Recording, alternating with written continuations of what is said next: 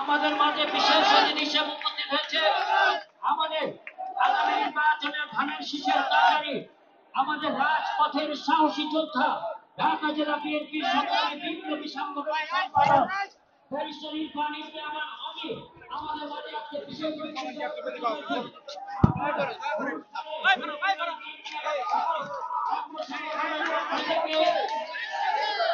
আজকের অনুষ্ঠানের শুভেচ্ছা এবং অভিনন্দন জানাচ্ছি। সংগ্রামী নেতৃবৃন্দ, আমাদের প্রধান অতিথি এবং আমাদের বিশেষ অতিথিকে রিসিভ করার জন্য আমাদের রুটিনের সভাপতি, সাধারণ সম্পাদক এবং সিনিয়র নেতৃবৃন্দরা রিসিভ করবে। এরপর আমাদের বিশেষ অতিথি মঞ্চে চলে আসবে। অনুরোধ করব সকল নেতৃবৃন্দদেরকে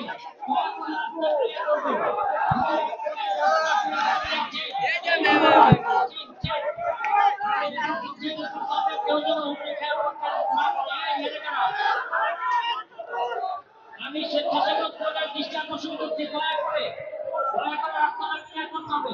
আরে ভাই, রাস্তাটা ক্লিয়ার করতে হবে, এগুলি রাস্তা ক্লিয়ার করতে হবে। সম্মানিত নেতৃবৃন্দ,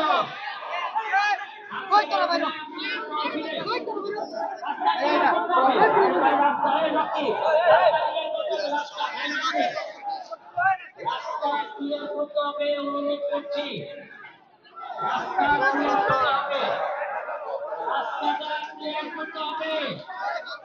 সম্মানিত নেতৃবৃন্দ, আমাদের মাঝে প্রধান অতিথি হিসেবে উপস্থিত হয়েছেন সারা বাংলাদেশের কিংবদন্তি ছাত্র নেতা ও বিভক্ত কেরানীগঞ্জ থেকে চারবার নির্বাচিত মাননীয় সংসদ সদস্য, সাবেক এমপি, সাবেক মন্ত্রী, আমাদের আধুনিক কেরানীগঞ্জের সরকার, কেরানীগঞ্জের সভাপতি মাননীয় নেতা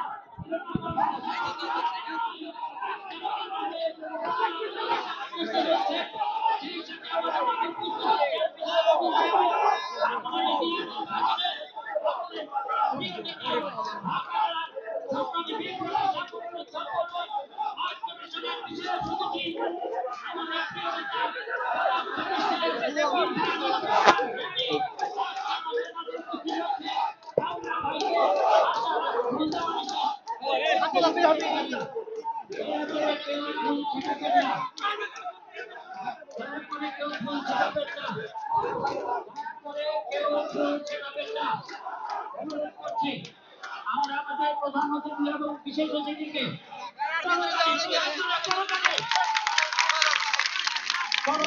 আমাদের প্রধান অতিথি এবং বিশেষ অতিথিদেরকে বরণ করে দেওয়ার জন্য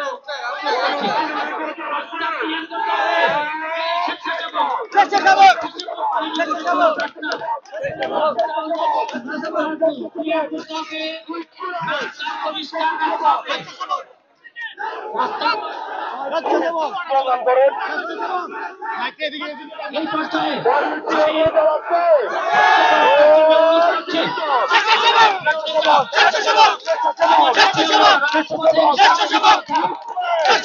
বিশেষ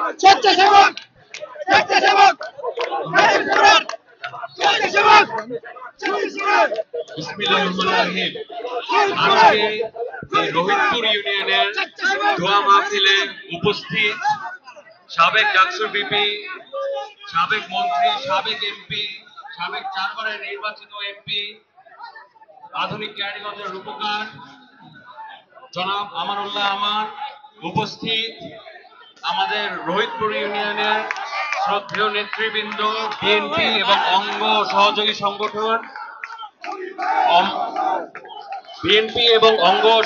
সংগঠন সহ উপস্থিত আমাদের রোহিতপুর ইউনিয়নের শ্রদ্ধেয় এলাকাবাসী, মুরব্বীগণ, ভাই ও বোনেরা, মা বোনেরা, আপনাদের সবাইকে আসসালামু আলাইকুম। এই ভাইরা আস্তে আস্তে আস্তে আস্তে ধন্যবাদ। কি বলছে শোনো। আজকে এই দোয়া মাহফিলে আমাদের দেশ নেত্রী, সাবেক প্রধানমন্ত্রী, বাংলাদেশের সবচেয়ে জনপ্রিয় নেত্রী বেগম খালেদা জিয়া, ওনাকে মিথ্যা মামলা দিয়ে স্বৈরশাসক সরকার বিগত এতগুলা বছর ফেলে রেখেছে, ওনাকে অসুস্থ করে ফেলেছে ইচ্ছাকৃত ভাবে। তার জন্য দোয়া মাহফিল, আমরা সবাই দোয়া করি আল্লাহ তাআলা তাকে যেন তাড়াতাড়ি সুস্থতা দান করুক এবং উনি যেন সুস্থ হয়ে উঠুক ইনশাআল্লাহ। আমরা দোয়া করি ছাত্র জনতা আন্দোলনে যারা শহীদ হয়েছে তাদেরকে যেন আল্লাহ তাআলা তাদের আত্মার মাগফিরাত করে এবং তাদেরকে বেহেশতে নসিব করে।